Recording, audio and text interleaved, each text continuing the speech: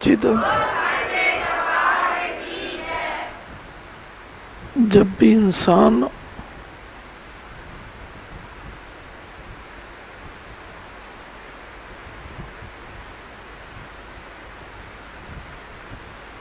परमात्मा के बारे में सोचता है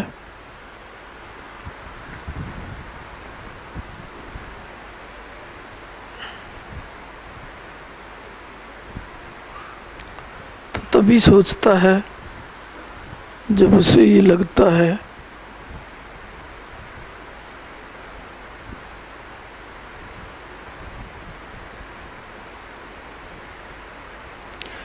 कि सोच तो केवल एक परमात्मा ही बंद कर सकते हैं, वरना तो सोच हमेशा लगी रहती है।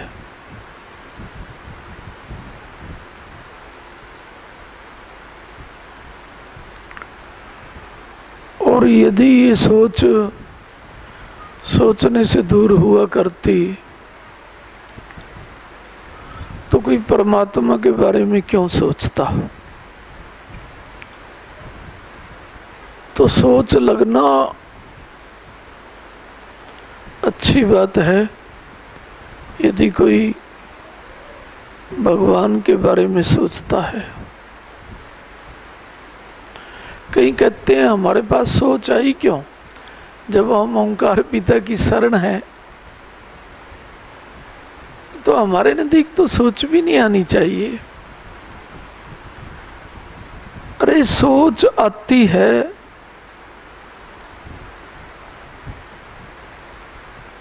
चिंता दिलाती है, और चिंता से कभी सोच दूर होती नहीं।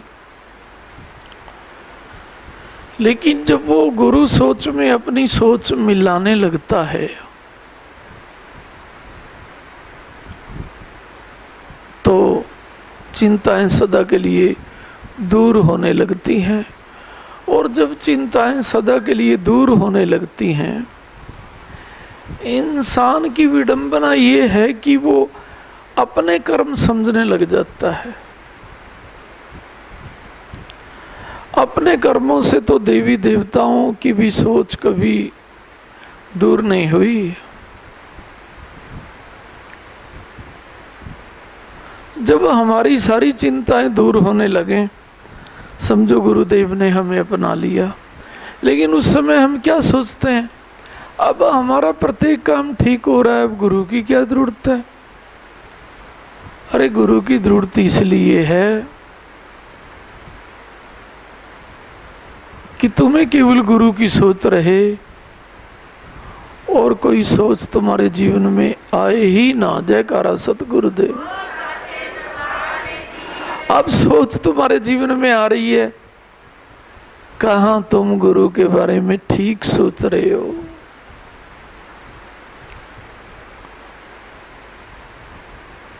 कोई भी है यदि वो सोच ने घेरा हुआ है तो गुरु को भी सोच सोच के प्यार कर रहा है। करूं या ना करूं, छोड़ूं या ना छोड़ूं, भेंट दूं या ना दूं, पूरी दूं या ना दूं। क्या ये गुरु प्यार है? और सोच जब तुम्हारी जा रही है तो समझो गुरु प्यार तुम्हारे अंदर आ रहा है। और सोच ने यदि हमें चारों तरफ से घेरा हुआ है, कहीं गुरु प्यार ने तुम्हें घेरा हुआ ना हो। जयकारा सतगुरुदेव महाराज जी का। गुरु प्यार के चारों ओर घिरने के बाद जीव को क्या घेरती हैं? खुशियां घेर लेती हैं। देख लो, यदि खुशियों ने तुम्हें घेर रखा है तो गुरु प्यार ने तुम्हें घेर रखा है। और यदि सोचों ने तुम्हें घेर रखा है तो मुझे लगता है तुम सोच के आधार पे गुरु के शिष्य बने हुए हो, गुरु के अनुसार नहीं। गुरु के अनुसार जो शिष्य बनते हैं वो तो क्या कहता है, पिता परिवार वालों की वाणी को पीछे कर दूंगा, अपने आप की वाणी को पीछे कर दूंगा, लेकिन आपकी वाणी को पीछे नहीं करूंगा, क्योंकि आप मेरे इष्ट भी हो। और जो इष्ट नहीं बन सकते तो गुरु पद के तो अधिकारी होते ही नहीं है। हाँ, नहीं समझे क्या? गुरु पद के अधिकारी तो वही होते हैं जो सबके इष्ट बन सकते हैं, और इष्ट कभी अपने आप बना नहीं जाता, न तपस्या से, न पूजा से, न भजन से, न दान से, न विचारों से।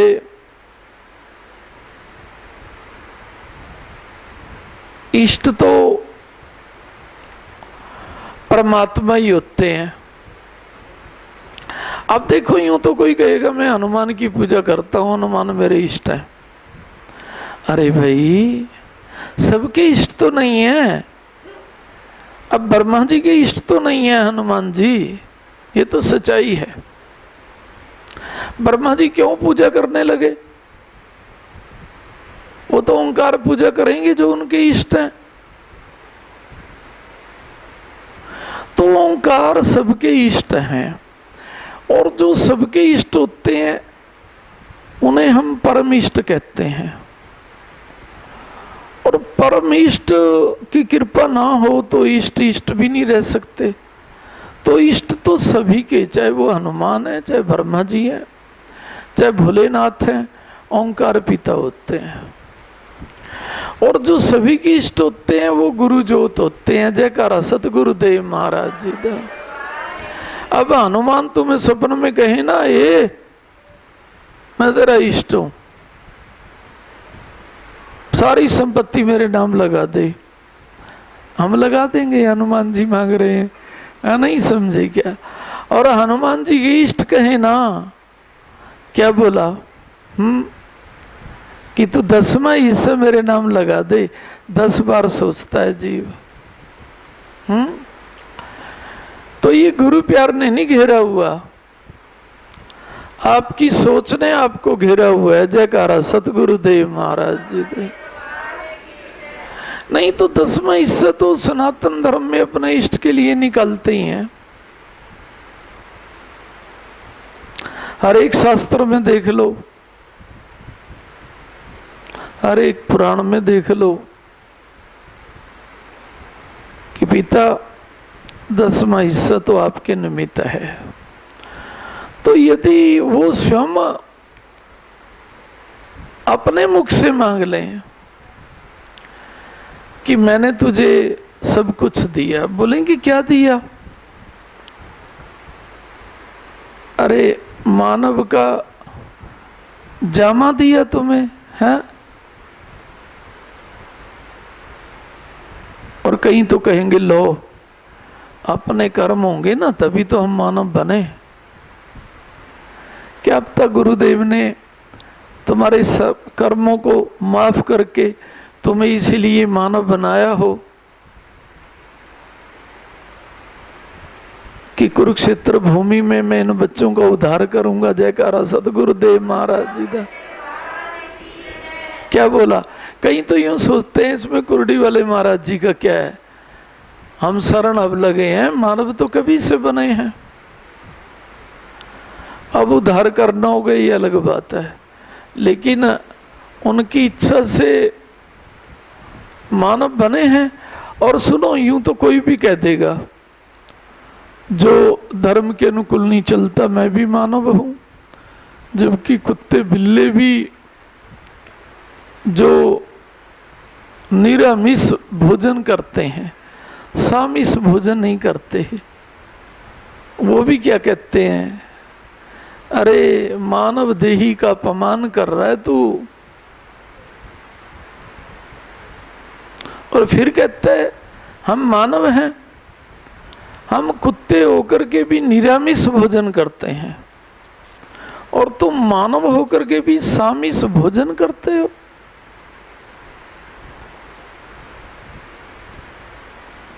तो कहां तुम्हारी मानवता है? मानवता ही नहीं है तो मानव कैसे?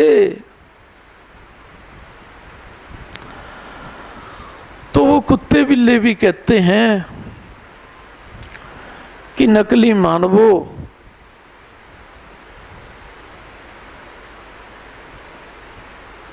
हम तुम्हारे से तो लाख गुना अच्छे हैं। जयकारा सतगुरुदेव महाराज जी। भूख भी लगती है, प्राण भी त्याग देते हैं, लेकिन सामिस भोजन नहीं करते, निरामिष भोजन करते हैं। और आप लोगों को भूख भी नहीं लगती, फिर भी सामिस भोजन करते हैं। किस शास्त्र में लिखा है भाई सामिस भोजन करना? किस पुराण में लिखा है भाई? किस पंथ में लिखा है? सभी का पंथ सत का पंथ, और सत का पंथ क्या कहता है? जीवों पे दया करो। जयकारा सतगुरुदेव महाराज जी। तो जीव पे दया करने वाला तो सामिस भोजन कभी कर ही नहीं सकता।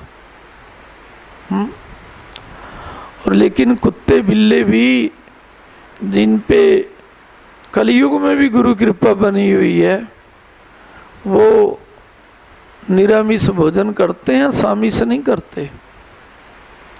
भूखे रह जाएंगे।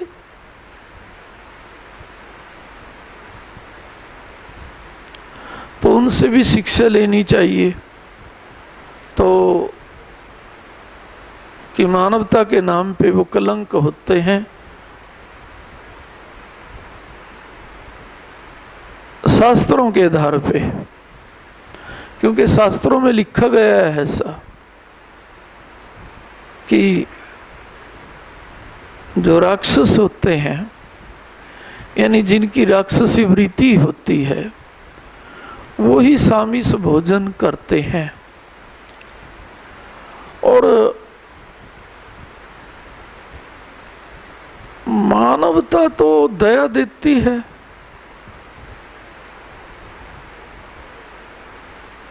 और सबसे पहले अपने घर से शुरू होती है।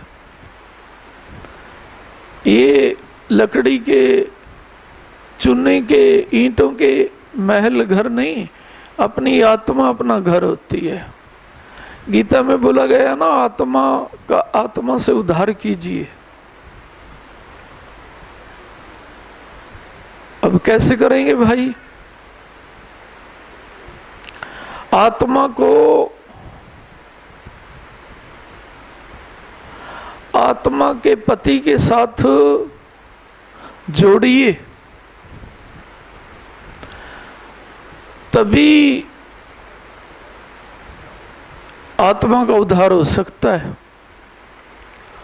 और आत्मा के पति कोई देवी नहीं होता, कोई देवता नहीं होता, एक ओंकार पिता होते हैं, सभी ब्रह्मांड के आत्माओं के स्वामी।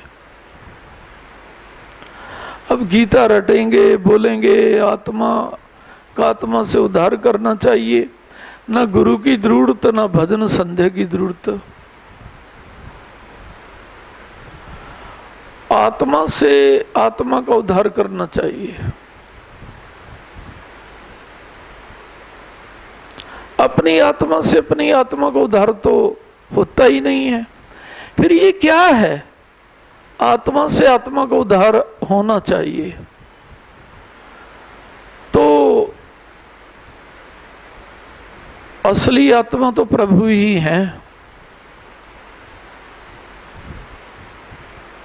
जिन्होंने लीला रचने के लिए अपने अंश से आत्माओं को जन्म दिया हुआ है। जयकारा सतगुरुदेव महाराज जी। तो उस आत्मा से नहीं जुड़ेंगे तो आत्मा का उद्धार कैसे होगा? और उनसे जुड़ने के लिए सतगुरु की कृपा पूर्ण रूप से वांछित होती है। जयकारा सतगुरुदेव महाराज जी। और यदि उनका प्यार हमें नहीं मिल रहा तो हम अपनी आत्मा पे ही दया नहीं कर रहे। कहते हैं ना, दया सभी धर्मों का मूल है। लेकिन दूसरों पे करने से पहले अपनी आत्मा पे तो करो, ताकि ये दूसरों पे दया करेगी, अहंकार भी नहीं करेगी। नहीं तो अपनी अंतरात्मा तुम्हारी जागृत नहीं होगी। किसी का 2 दिन तुमने उपकार भी कर दिया तो 10 बार ही उस उपकार को ध्यान दिलाया करोगे। उस समय तुम्हारे को कोई साथ नहीं दे रहा था, मैंने तुम्हें साथ दिया। तो आत्मा का उद्धार परमात्मा से होता है और परमात्मा का प्यार सतगुरु के माध्यम से मिलता है।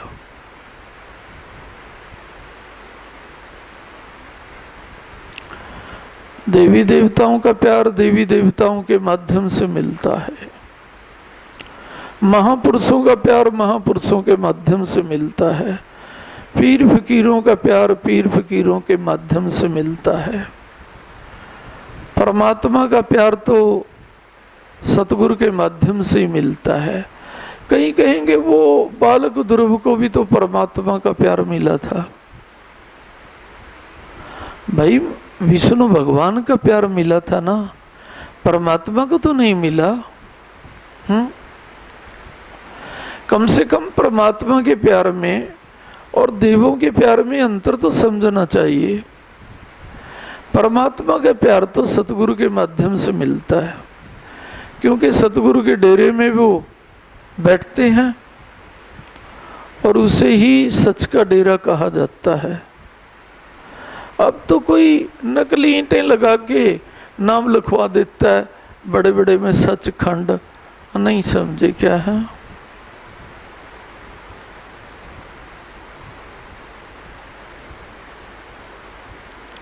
सच का तो वैसे कोई खंड होता ही नहीं, होना भी नहीं चाहिए। वैसे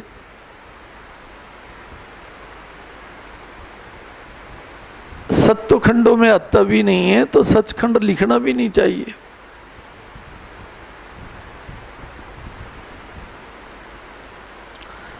सच कोई खंड थोड़ा ना होता